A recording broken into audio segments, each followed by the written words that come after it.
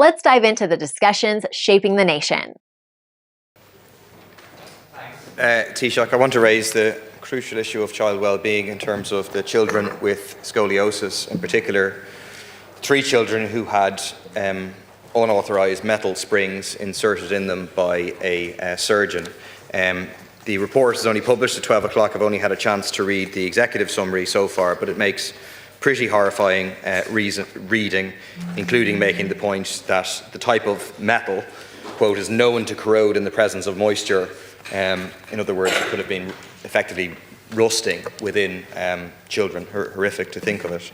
Taoiseach made the point earlier, and I agreed with him, that what happened should not have happened, and an important responsibility needs to be taken here by the surgeon responsible for buying the springs, inserting them in the children.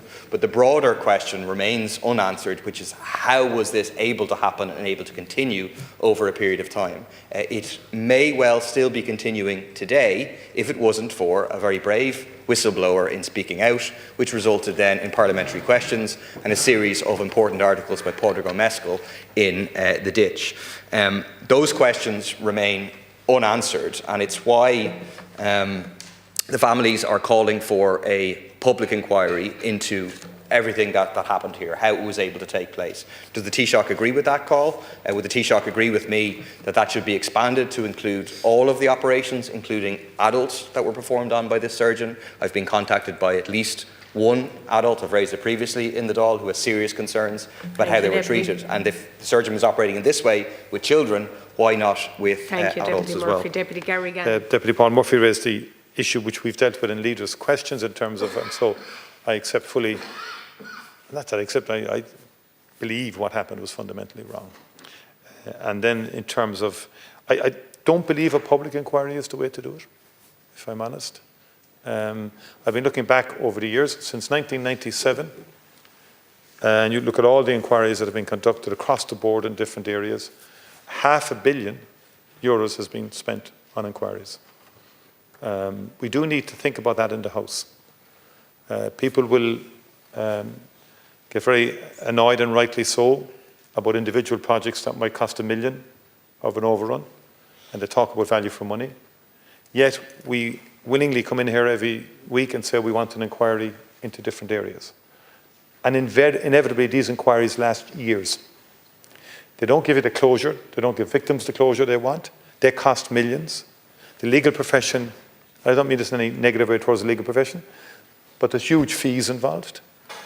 And we really do need to honestly ask ourselves the question, is a public inquiry now the first course of resort, as opposed to being one that really should be there for matters, of last resort? Because the HEQAs of this world, and I think HEQA is doing a good job here. So maybe HEQA is the vehicle if there are further issues, and we have the 2 other reports to come. And we should look at those 3 reports then in their entirety.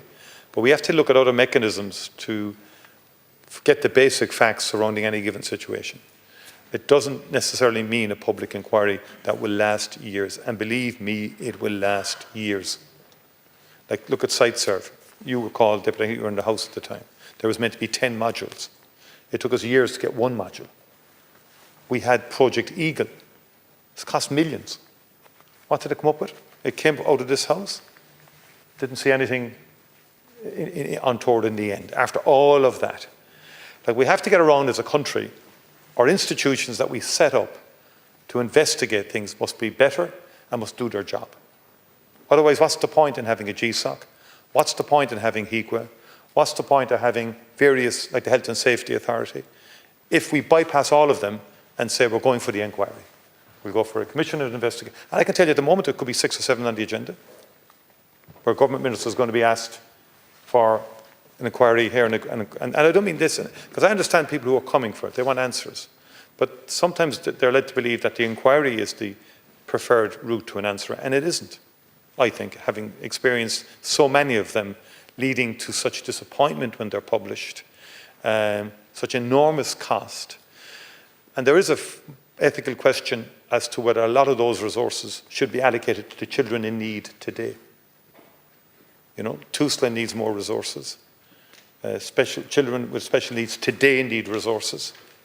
Children in poverty need resources. These are fundamental questions as politicians we should take on the responsibility of asking. Because it's not, I mean, the funding isn't going to be there for everything. So there is a prioritisation involved here, because there'll be an inquiry in 20 years' time about the neglect of certain kids under the care of Taoiseach today, maybe, and I just picked that out, it may not be, or it could be in relation to other matters.